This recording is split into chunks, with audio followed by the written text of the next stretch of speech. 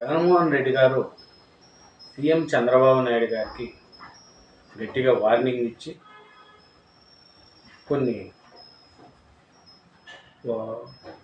వ్యాఖ్యలు కూడా చేశారండి. ఆ వ్యాఖ్యలు ఏం చేశారంటే, మానవత్వం నైతికతపై మీరా మాట్లాడేది, సీఎం చంద్రబాబును నిలదీసిన వైఎస్ జగన్ అంటున్నారండి.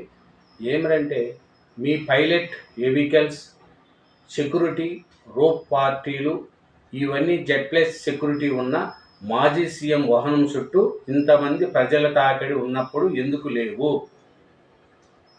అంటే భద్రత సరిగా లేదు, ఇంతమంది ప్రజలు తాకుతూ ఉన్నప్పుడు వాళ్ళందరూ ఎక్కడున్నారు అని చెప్పారు.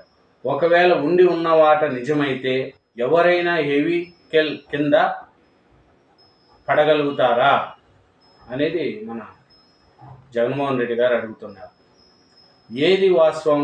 మీరు సెక్యూరిటీ ఇవ్వలేదన్నదా, లేదా వెహికల్ కింద ఎవరు పడలేదన్నదా? ఒక మనిషిని కోల్పోయిన కుటుంబం పట్ల చేతనైనంత మేర మా బాధ్యతను నిర్వర్తించాము.